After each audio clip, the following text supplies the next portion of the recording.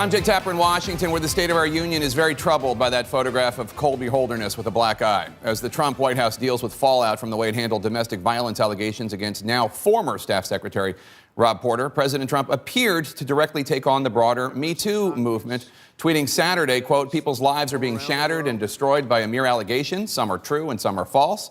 Some are old and some are new. There is no recovery for someone falsely accused. Life and career are gone. Is there no such thing any longer as due process?" In the case that has shaken the White House, the mere allegations that forced Porter out of his job consisted of harrowing accounts by two former wives, Jenny Willoughby and Colby Holderness, told to journalists and to the FBI under threat of perjury, plus a former girlfriend with a police restraining order filed by Willoughby, and photographic evidence of Holderness with a black eye that she says she got from Porter. Still, when the president chose to address the matter on camera Friday, he offered no condolences to the women or to victims of domestic violence. He instead said it was a sad and tough day for Porter. He pointed to Porter's claims of innocence, and he wished him a wonderful career. Here with me is counselor to the president, Kellyanne Conway. Kellyanne, thanks so much for being here. Look, I know that you have been outspoken on the subject of domestic violence and other topics for a long time, long before you and President Trump hooked up. You found out this week about the allegations against Rob Porter by his two ex-wives. What was your reaction when you first heard? Well, I was horrified, and I was also very shocked. It's, as many people have noted, Jake, this is not the Rob Porter we worked with in the White House. And but once you see the allegations as put forth, once you see the photographic evidence, the contemporaneous police reports, as you say, speaking to the FBI, it was very clear that Rob resigned very swiftly and was out the very next day, out of the White House the very next day. And I think people should look at the result as to how this is handled. What is the result here? The result is that 1 week ago, Rob Porter was a top aide to President Trump, and today he's out of the White House. But the initial reaction from the White House was to stand by Porter. The chief of staff put out a statement calling Porter, quote, "a man of true integrity and honor." Sarah Sanders put out a statement supporting him. Sarah Sanders originally said, well, listen, take a listen to what John Kelly, after he ousted Porter, what Sarah Sanders said after Porter resigned. I think that was a personal decision that Rob made, and one that he was not pressured to do, but one that he made on his own. So I guess some of the confusion is initially there seemed to be this impulse to protect Porter and also to say that he only resigned over the objections of people in the White House. No, so let me back up 1 second. There were two different stories that came out, and there was one on Tuesday night and then one, I believe, Wednesday morning. And so the weight of those two stories together, I think, compelled Rob to do the right thing and to resign. What the president is pointing out is that all the while, and Sarah said this from the podium too, read a statement from Rob Porter, that he is denying these, quote, vile allegations, but that he doesn't want to further engage in this orchestrated public smear campaign. That said, when you are do you confronted, think it's a smear campaign? I think I've seen that when the president is talking about due process, he's right in this way. We are a country of laws. There is due process. That's absolutely correct.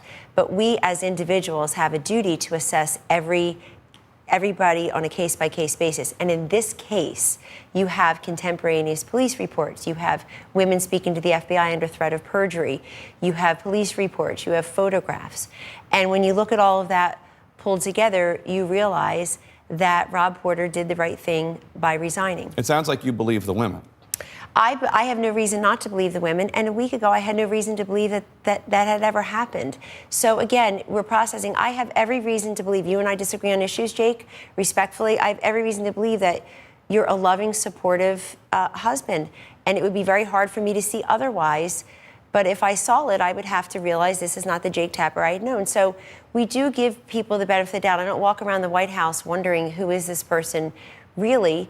And we work in very close quarters together, and we're trying as just small pieces of this to do good for the country. Believe me, that's why people are there in this White House. And so it does shock the conscience, and you try to process it, and you try to compare it against the person you've worked with. I believe I saw one of his ex-wives saying that as well, that she thinks he's brilliant and he's probably does a great job at professionally, and that is who we also saw. But when you see all of this, let me make very clear, when you read all of this and you see all of this, I think Rob did the right thing by resigning. But I guess one of the questions is, people in the White House, senior level, knew about these allegations. Maybe they hadn't seen the photograph of the black eye, but they knew about these allegations. They knew that the two ex-wives had given statements to the FBI, which, as you note, is under threat of perjury. You're not allowed to lie to the FBI. Don McGahn knew about it, and Chief of Staff Kelly knew about it at least as recently as November, and yet they didn't act. In fact, Rob Porter, his star continued to rise. Well, there's no way for me to know what those two men knew because I'm not within that line, and nor should I be. As counselor to the president, I'm not privy to yours or anybody else's FBI investigation as it goes on. We rely on a process, and we respect that process. That process is put forth by the FBI, Jake. It has existed for many decades. Every White House goes through it. But it doesn't sound like the White House was respecting it because the FBI was saying we can't complete Rob Porter's FBI security clearance, and there are these allegations from these two ex-wives, and just on its face, he would be subject to blackmail, theoretically, if there are two women accusing him of something. But again, I don't know that to be true, and I don't know how you could know it to be true. But I know that he had interim security clearance, and that's a long time to have interim security clearance. There are others who do, and I can tell you when a new administration comes in, and this was the case with us last January, everyone is trying to get that security clearance at the same time. You have a flood of new documents. And some are processed more quickly than others. I can tell you that the fastest ones were done within 4 or 5 months. So that doesn't even seem very speedy, I'm sure, to the public. But that's the thoroughness with which the FBI completes its investigation. I'm saying it didn't sound like it was taken taken seriously. It never shut this one down. But you're presuming that what you have heard is all true. I don't know that. And what I do know from White House counsel's office is that they are privy to information that people who are out there running around as sources are not. And they see a lot of misinformation being peddled, and they can't comment on investigations. We do know that the investigation continued. It was not ceased by the FBI. Mm-hmm. It continued, and that's what they do, as I understand it. They'll go back and try to corroborate with this and this and try to square different statements together. You know how it is. But they talk to your roommates, they talk to your spouses. Surely you see that Rob Porter having this out there and having his security clearance not completed put him in a precarious position. And it was not good for President Trump. And it was not good for the Trump White House for this issue to be remaining out there. Is the issue the clearance? The issue is that he had two ex-wives who had told the FBI that he abused them. But I would have never known that. And there was evidence of it. But people at the FBI knew, and Don McGahn had to have known. Chief of Staff Kelly knew. I'm not willing to make that leap. I think that's an unfair leap. I see it all over the news. Well, when is the White House going to clear it up? I see it all over the news. The only two people who can answer that question are the two people you just mentioned. And it is what Raj Shah said from the podium on Thursday is that the Chief of Staff became fully aware when the rest of us did, when he saw the articles, when they were presented to him, and he had that conversation with Rob Porter. I've had a similar conversation with the chief. But we should not jump to everything that's being said and thinly sourced and being screamed on the chyrons as being true. We see all the time things are not true. Well, I'm happy to have people and some don't matter. They're harmless. They're silly. They're ridiculous. Right, but I'm happy to have the White House clear this up. Is Chief of Staff Kelly's job in jeopardy? No. I spoke to the president last night. I told him I'd be with you today. And he said, please tell Jake that I have full faith in Chief of Staff John Kelly and that I'm not actively searching for replacements. He said, I saw that all over the news today. I have faith in him. And he does. You know, we all serve at the pleasure of the president, and it is a privilege and a blessing and nothing short of it to be there every single day to serve the country that we all love. And anybody who doesn't feel that way really shouldn't be there. I'll just say this. But he says that General Kelly is doing a great job and that he has full faith in him. And he looks at I think he looks at the full measure of all of us. Does President Trump believe the women? Does he believe the two women who have accused Rob Porter of abusing him? The president is very disturbed by what he sees, absolutely. And you can feel... Look, you can feel that somebody did a great job for you. You can talk about somebody's competence and work product and the person you worked with and you knew. And that's what the president did the other Friday in his statement. And you could still feel horrified when you see pictures and contemporaneous reports. The president's tweet yesterday was more generic. It was about talking the Me Too about, movement? Well, no, he never said the Me Too movement. He never said Rob Porter's name. He is saying that some are old, some are new. Some are, excuse me, some are, to use my words now, done contemporaneously, some are done retrospectively. That probably wouldn't fit in the tweet.